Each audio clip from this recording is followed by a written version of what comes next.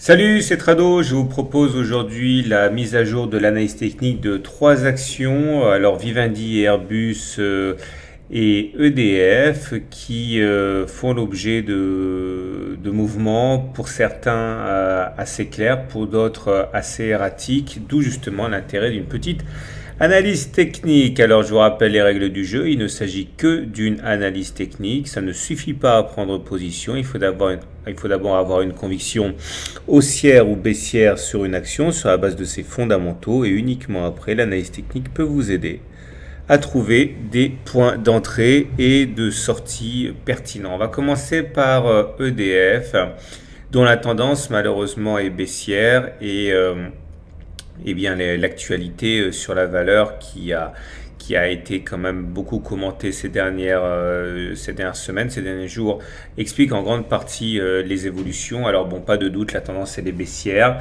On le voit sur ce graphe en unité jour, puisque nous sommes en dessous de la moyenne mobile à 150 jours qui descend. Et tant qu'on sera en dessous de la moyenne mobile à 150 jours qui descend, on sera en tendance baissière au regard de cet indicateur, et ce qui est confirmé d'ailleurs par le fait que les pics soient descendants et que les creux soient descendants aussi. Et ça, c'est révélateur, encore une fois, d'une tendance baissière sur une valeur. Alors, s'il fallait une confirmation, une deuxième confirmation, ce serait celle de l'Ishimoku. Regardez le nuage. Le nuage est au-dessus des cours. Ou si vous préférez, les cours sont en dessous du nuage. Le nuage lui-même est descendant. Donc, pas de doute, au regard de ce critère également, la tendance est baissière. Regardez un petit peu également la Tenkan et la Kijun, nos deux sentinelles. Vous voyez, comme quand ce n'est pas la sentinelle Tenkan qui bloque les cours, c'est la Kijun. Donc vous voyez, il faudrait passer au-dessus de la Tenkan, passer au-dessus de la Kijun et passer au-dessus du nuage pour basculer en tendance haussière, ce qui voudrait dire à minima aller chercher les 11,2, 11,5 euros pour se repositionner au-dessus. Et là, par contre, effectivement, on pourrait avoir des aspirations quant à la remontée de la valeur. Alors, graphiquement parlant, on comprend ce qui se passe à l'aide de ce canal descendant. Là aussi, vous voyez que les oscillations sont claires. On est venu chercher les points hauts de ce canal et également les points bas. Et pour l'instant, eh bien, on est en plein. Regarde, on est dans le premier tiers de ce canal. Alors la théorie des cycles, on arrive à casser ce canal par le haut. L'objectif serait de prendre la hauteur du canal reporté au-dessus du point de cassure. Ça voudrait dire aller chercher cette parallèle au canal. Bon, tout dépend du moment auquel on le cassera. Il demeure que l'autre option serait d'aller chercher le bas du canal aux alentours de 8 euros. Évidemment, ce n'est pas la même chose. Donc, on va terminer avec une analyse en termes de Fibonacci. Vous voyez, regardez, ça c'est la jambe de hausse à laquelle on a assisté. Et chacun de ces niveaux correspond à un niveau de support. Quand le niveau de support est cassé, on va chercher un niveau suivant. Donc, vous voyez, on a retracé les 23,6, les 38,2%, les 50%. Et là, ça fait quand même deux séances que l'on tient les 61,8%. Autrement dit, nous sommes sur ces 9,8. Là, sur une zone de support, il faut espérer qu'on reparte vers le haut. Donc, clairement, si vous êtes acheteur EDF, que vous pensez que la valeur vaut plus que 9,8, eh bien, vous avez un bon point d'entrée tout de suite. Vous avez un autre bon point d'entrée, évidemment, au cas où on arriverait à casser les 10 euros, c'est-à-dire si on arrive à casser le canal pour viser ensuite la partie haute du canal ici.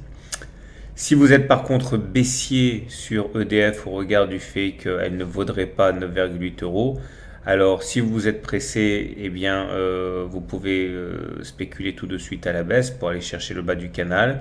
Sinon, une autre façon de faire, c'est d'attendre un contact avec les 10 euros, c'est-à-dire un contact avec le haut du canal, en espérant qu'une fois de plus, les cours repartent vers le bas. Voilà, on passe maintenant à Vivendi qui est également en tendance baissière, puisque nous sommes en dessous de la moyenne mobile à 150 périodes qui descend, et que là aussi, vous avez des pics qui descendent et des creux qui descendent. Et là aussi, vous avez deux possibilités dans cette tendance baissière. Soit on va chercher les 15 euros qui est sur le bas du canal. Graphiquement, c'est tout à fait plausible. Maintenant, il faut voir si au niveau des fondamentaux, ça l'est également. Soit on casse le canal et on va chercher les 23 euros par la règle du report de la hauteur au-dessus du point de cassure. Là aussi, il faut vraiment en priorité regarder ce que vaut Vivendi sur la base de ses fondamentaux pour voir si 15 ou 23 euros, ça fait sens pour vous. Sinon, il est clair que l'Ichimoku confirme cela. Regardez, on est en dessous du nuage. Alors c'est dommage parce que là, on a tenté de passer au-dessus du nuage, là, comme vous pouvez le voir, mais ça a correspondu également à la haute, au haut du canal. C'est pour ça qu'on a subi un tir de barrage. Mais là, regardez, on n'est plus très très loin du nuage, hein. Si on arrivait à passer au-dessus du nuage, c'est comme tout à l'heure, hein. On basculerait en tendance haussière au regard du système Ichimoku, du moins on serait plus en tendance baissière. C'est pour ça qu'il faut vraiment suivre de près le nuage Ichimoku ici, hein, qui se réduit à son plus simple appareil ici avec quasiment un trait. Voilà. On bascule avec, et pour terminer, Airbus qui est dans une situation complètement neutre.